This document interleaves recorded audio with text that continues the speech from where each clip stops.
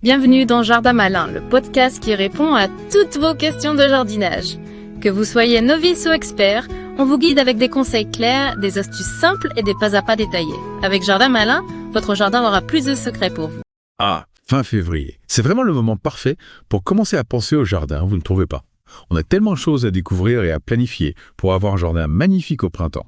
Absolument. C'est un peu le réveil du jardin, fin février. On sent le printemps qui arrive, on a envie de se mettre au travail. Exactement. Et pour bien commencer, je pense qu'il est important de parler du jardinage pour la faune. Oui, créer un espace accueillant pour les animaux, c'est essentiel. On pense souvent aux oiseaux, mais il y a tant d'autres petites bêtes qui peuvent nous aider au jardin. Exactement. Saviez-vous que les grenouilles et les crapauds, ce sont d'excellents alliés contre les limaces et les escargots, et les hérissons de vrais aspirateurs à insectes? Ah oui, c'est vrai. Comment fait-on pour les attirer dans nos jardins alors? Un petit point d'eau, même tout petit, ça fait des miracles pour les amphibiens. Et des recoins sauvages avec des tas de bois, des feuilles mortes, ça offre des abris aux hérissons et aux insectes auxiliaires. Et en parlant d'insectes auxiliaires, planter des fleurs mellifères, c'est une bonne idée aussi. Absolument. Abeilles, bourdons, cirfes, tous importants pour la pollinisation et la biodiversité. Privilégier les fleurs indigènes, elles sont mieux adaptées à notre climat et à notre faune locale. Un jardin accueillant pour la faune, c'est un jardin diversifié, avec des habitats variés. Ok. Passons à un autre sujet, les iris. Ah, les iris, ces fleurs élégantes, colorées. Février, c'est le moment idéal pour les planter, surtout les iris rhizomateux. J'adore leur diversité. On trouve des iris de toutes les formes, de toutes les couleurs, de toutes les tailles. Comment on s'y retrouve? Il faut d'abord choisir le bon type d'iris en fonction du sol et de l'exposition. Les iris de Sibérie, par exemple, aiment les sols frais et humides, tandis que les iris des jardins préfèrent les sols bien drainés et ensoleillés. Et j'ai entendu dire qu'il existe différentes techniques de plantation. Oui, c'est exact. Pour les iris rhizomateux, on plante le rhizome horizontalement à fleur de terre, sans l'enterrer complètement. On peut aussi les planter en éventail, contre un mur ou une clôture. Ça crée un effet visuel assez spectaculaire. Ah ouais, j'ai vu des photos de jardin avec des iris palissés, c'est magnifique. Et ça permet de gagner de la place, j'imagine. Tout à fait. Et puis, exposer les rhizomes au soleil, ça favorise la floraison. Super. Bon, après les iris, parlons des plantes grimpantes. J'adore leur côté romantique, leur capacité à transformer un mur et une pergola en un vrai tableau végétal. Les plantes grimpantes, c'est un excellent moyen d'apporter de la verticalité au jardin et créer des espaces intimes, ombragés. Roses grimpantes, clématites, glycines, chèvres aux feuilles. Les possibilités sont infinies. Oui, c'est vrai. Mais il faut bien les choisir en fonction des espaces disponibles et de l'exposition. Exactement. Et il faut penser au support. Certaines, comme les rosiers grimpants, ont besoin d'un support solide, comme un treillis ou une pergola. D'autres, comme le lierre, s'accrochent toutes seules à un mur. Et comment on fait pour les guider, les aider à grimper? On peut utiliser des fils de fer tendus, des tuteurs en bambou ou même des branches de noisetier tressées. L'important, c'est de leur offrir un support stable et esthétique. Choisir la bonne plante, le bon support et la guider avec soin. Parfait, passons maintenant à la base de tout jardin. Le sol des... Ah oui, le sol. C'est fondamental pour la santé et la beauté de nos plantes. Février, c'est le moment de le préparer et de l'enrichir, en vue des plantations printanières. On a souvent tendance à penser qu'il faut bêcher le sol en profondeur, mais j'ai entendu dire que ce n'était pas toujours la meilleure solution. Oui, bêcher excessivement, ça peut perturber la vie du sol, détruire les micro-organismes essentiels à la fertilité. Alors, quelle est la meilleure façon de préparer le sol? Il vaut mieux le travailler en surface, apporter une couche de compost ou de fumier bien décomposé. On peut aussi utiliser des engrais verts, comme la moutarde ou la facélie, qui enrichissent le sol en azote et en matière organique. Et adapter la préparation du sol en fonction de son type, c'est important, j'imagine. Bien sûr, on va sreller avec du sable et du compost. Un sol sableux, on va l'enrichir en matière organique pour retenir l'eau. Observer son sol, le comprendre et l'enrichir en fonction de ses besoins. Parlons d'un outil indispensable au jardinier, le taille à essai. Ah oui, le taille à haies, c'est lui qui nous permet de sculpter nos haies, de leur donner une forme harmonieuse. Mais attention, on ne taille pas n'importe comment. C'est vrai, il y a des règles à respecter pour ne pas abîmer les plantes et favoriser leur croissance. Et puis, il faut choisir le bon taillet en fonction de la taille de la haie et de son type. Exactement. Pour les petites haies, un taillet manuel peut suffire. Pour les plus grandes, un taillet électrique ou à batterie sera plus pratique. Et pour les haies très denses, un taillet thermique sera plus puissant. Et quels sont les critères à prendre en compte pour choisir un bon taillet?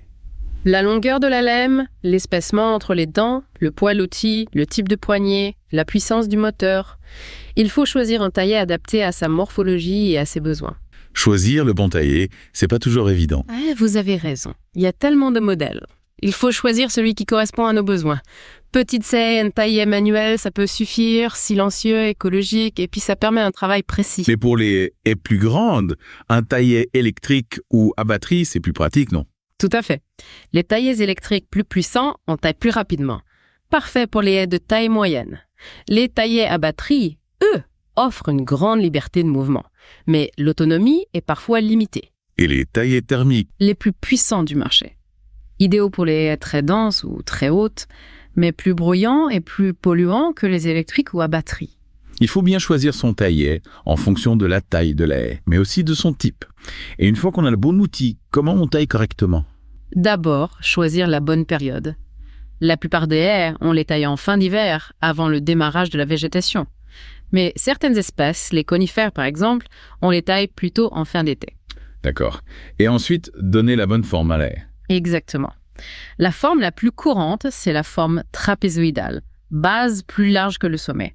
Ça permet à la lumière de bien pénétrer jusqu'à la base et ça favorise une croissance harmonieuse. Et concrètement, comment on fait pour obtenir cette forme trapézoïdale? On utilise un cordeau tendu entre deux piquets pour guider la taille. On commence par tailler les côtés de la haie et puis on taille le sommet en suivant le cordeau. Ok, je vois. Il faut faire attention à ne pas tailler trop court. Non. Oui, important de ne pas tailler trop sévèrement, surtout les jeunes haies. Il faut laisser suffisamment de feuilles pour que la plante puisse produire de l'énergie. Et une fois la haie taillée, on fait quoi des déchets de taille? On peut les composter, les broyer pour faire du paillage ou les utiliser pour créer des abris pour la faune. Tiens, ça rejoint notre sujet sur le jardinage pour la faune. On a fait le tour des taillés. Passons à la préparation du terrain pour les futures plantations. Février, c'est le mois idéal pour ça. Préparer le sol pour les semis et les plantations de printemps. On a parlé du travail du sol, de l'apport de compost, mais il y a d'autres choses à faire pour bien préparer le terrain.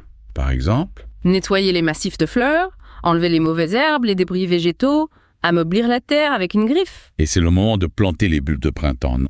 On les met julipes, narcisses, jacinthes, crocus. On peut les planter maintenant pour avoir de belles floraisons au printemps. On les plante à une profondeur de 2 ou 3 fois la hauteur du bulbe. Et les arbustes, les arbres fruitiers, on peut les planter maintenant. Oui, bonne période pour planter les arbustes et les arbres fruitiers à racines nues. Choisir des plants de bonne qualité. Les planter dans un trou assez grand et bien tasser en terre autour des racines. Et une fois les plantations faites, il faut bien arroser. Absolument. Arroser régulièrement les jeunes plants, surtout s'il ne pleut pas. On peut pailler le sol autour des plants pour limiter l'évaporation et la pousse des mauvaises herbes. Préparer le terrain, planter les bulbes, les arbustes, les arbres fruitiers, et bien arroser. Et pour les semis, on peut commencer à semer certaines choses. Oui, on peut semer certaines variétés, tomates, poivrons, aubergines. Et les fleurs, on utilise des terrines ou des godets remplis de terreau de semis et on place les semis au chaud, à la lumière. Donc même en février, on peut déjà rêver aux beaux légumes et aux belles fleurs qui vont égayer le jardin au printemps. Mais avant de se projeter au printemps, il reste quelques travaux à faire au jardin. En effet, on peut profiter des journées plus douces pour nettoyer les outils de jardin, réparer les clôtures, entretenir les allées. C'est le moment de faire un petit bilan de l'état du jardin et de se préparer pour la nouvelle saison. On a fait le tour des principaux travaux à réaliser. J'aimerais qu'on parle des légumes d'hiver. On a évoqué les plantations de printemps, mais on peut encore récolter de bons légumes en plein d'hiver. Ah oui, les légumes d'hiver, un vrai trésor. Riches en vitamines, en minéraux, ils apportent de la couleur, de la saveur en cette période où les jours sont courts. C'est vrai. Et puis, il y a tellement de variétés. Nos choux, poireaux, carottes, panais, betteraves, topinambours. On a l'embarras du choix. Exactement. Et pour bien en profiter, il faut bien les récolter et bien les conserver. Par exemple, les choux, on coupe la tête au ras du sol en laissant quelques feuilles pour protéger le pied. Et les poireaux, on les arrache délicatement pour ne pas abîmer les racines, j'imagine. Tout à fait. On peut utiliser une fourche-bêche pour ameublir la terre autour des poireaux, et puis on les tire délicatement. Et les carottes, on peut les récolter au fur et à mesure en faisant attention à ne pas les blesser. Et une fois récoltés, comment on les conserve pour qu'ils restent frais le plus longtemps possible? Le mieux, c'est de les conserver au frais, dans un endroit humide. Une cave, un garage, on peut les mettre dans des cagettes, des paniers, recouverts d'un linge humide. Super astuce. En parlant de conservation, j'aimerais qu'on parle de la protection des plantes contre le froid. Et il y a encore des gelées possibles. Faut bien protéger nos plantations. Oui, vous avez raison. Il faut surveiller la météo et prendre des précautions si des gelées sont annoncées. Pour les plantes sensibles, on utilise des voiles d'hivernage, des cloches, des tunnels en plastique. Et les arbres fruitiers, on les protège aussi du froid. Oui, surtout les jeunes arbres. On peut les protéger en badigeonnant le tronc avec de la chaux. Ça les protège du gel et des rayons du soleil. Protéger les plantes sensibles avec des voiles d'hivernage, protéger les troncs des arbres fruitiers avec de la chaux, et il faut aussi penser à arroser, même en hiver. Oui, s'il fait sec et qu'il ne pleut pas, il faut arroser. Surtout les plantes au pot et les arbustes persistants. Mais attention, on arrose modérément, hein. Les besoins en eau sont réduits en hiver. Arroser avec modération, protéger du froid. Et pour finir ce podcast, j'aimerais parler de la beauté du jardin en hiver. Parce que même en hiver, le jardin peut être un lieu de contemplation, de plaisir. Ah oui, la beauté du jardin en hiver. Souvent sous-estimée. Et les arbres dénudés, les branches avec le givre, les graminées dorées qui bruissent, magnifique. C'est vrai. Et puis il y a les floraisons hivernales. Elles apportent une touche de couleur. Exactement. Et puis l'hiver, c'est le moment d'observer les oiseaux qui viennent se nourrir, d'écouter le silence, de se ressourcer. Une belle invitation à apprécier le jardin en toute saison. On espère que vous avez trouvé de l'inspiration. Abonnez-vous pour ne rien manquer. Et d'ici là, bon jardinage.